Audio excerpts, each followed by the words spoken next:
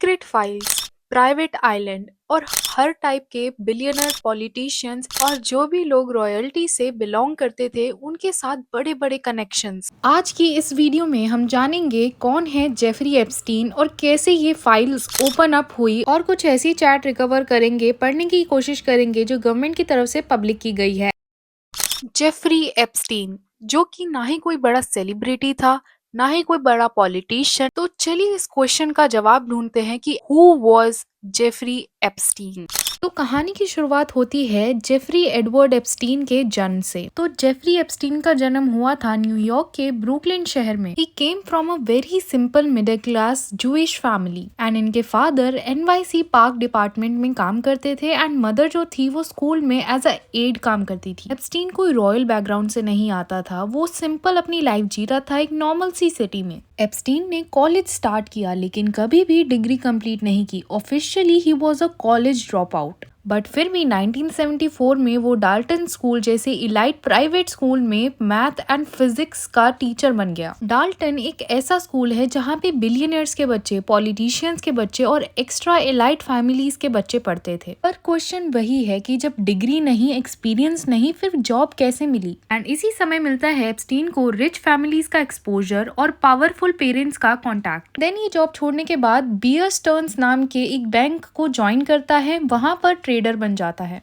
And फिर वही question आता है कि जब उसके पास ऐसी कोई डिग्री ही नहीं थी फिर भी इलाइट फाइनेंस सर्कल में वो कैसे घुस। बट कुछ सालों बाद ही 1981 में बियर स्टर्न्स बैंक से भी उसे निकाल दिया जाता है। एंड देन एप्स्टीन क्लोज आता है लेस वेक्सनर। एंड वेक्सनर जो था वो एक बिलियनर विक्टोरिया सीक्रेट का फाउंडर था। एंड देन काफी स्ट्रैटेजिकली वेक्सनर का फाइनेंशियल एडवाइजर बन जाता है एप्स्टीन। एंड देन एप्स्टीन अपनी एक अल्ट्रा रिच फर्म खोलता है जो सिर्फ अल्ट्रा रिच क्लाइंट्स के लिए थी, मोस्टली जिसमें सिर्फ बिलियनर्स थे। और यहीं से स्टार्ट होता है एप्स्टीन के प्राइवेट जेट्स बाय करना, मेंशंस खरीदना और प्राइवेट आइलैंड खरीदना। और दुनिया में सबसे ज्यादा पावरफुल चीज क्या होती है? पैसा।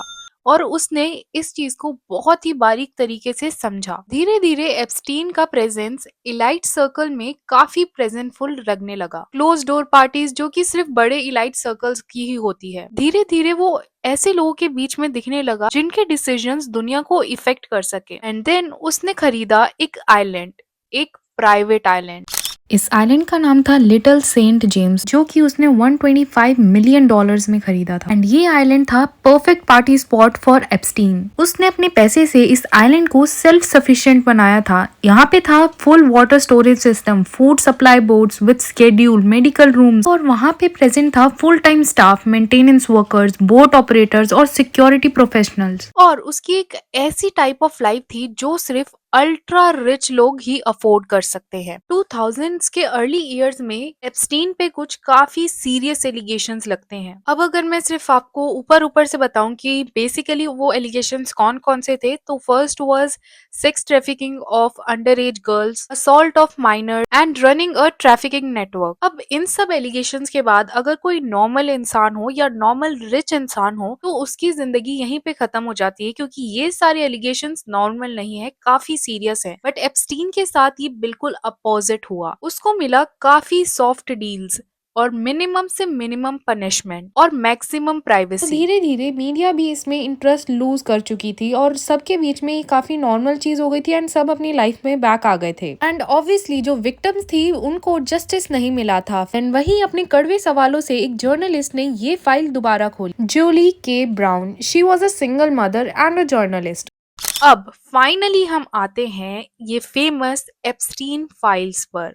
अब देखिए, अकॉर्डिंग टू एप्स्टीन्स विक्टिम्स, उन्होंने ये बताया कि मिड 19s में ये नेटवर्क काफी एक्टिव था। तो जितनी भी विक्टिम्स थी उन्होंने खुद बताया कि मैक्सवेल जो थी वो खुद उनसे फ्रेंडशिप बिल्ड करती थी और उन्हें अल्ट्रा रिच लाइफस्टाइल दिखाया जाता था। एंड उन विक्टिम्स को मसाज के बहाने बुलाया जाता था और कैश में पेमेंट्स दिए जाते थे। और ये जो आप स्क्रीन पे देख रहे हैं ये ओरिजिनल डॉक्यूमेंट्स है जो एप्स्टीन फाइल्स में से रिलीज हुए हैं।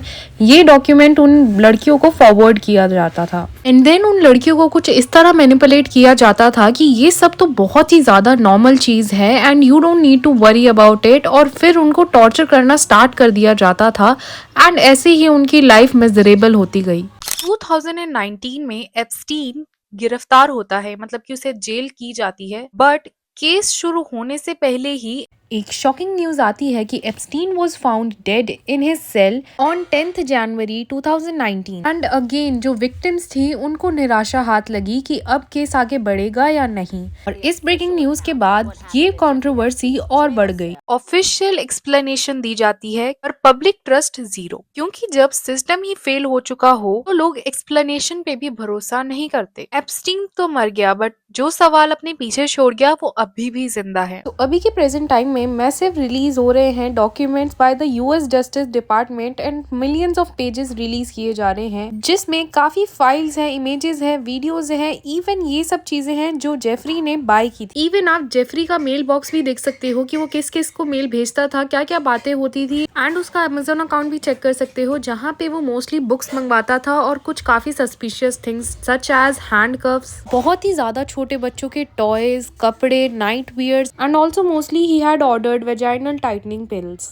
Okay, yes guys, that's it for today's video. If you really like this video, please hit a like and tell me in the comments कि आपको क्या लगता है इस फाइल्स के बारे में और क्या क्या कॉन्स्पिरेसी थ्योरीज आपने सुनी है और आपके क्या थॉट्स हैं इस बारे में। And see you in the next video.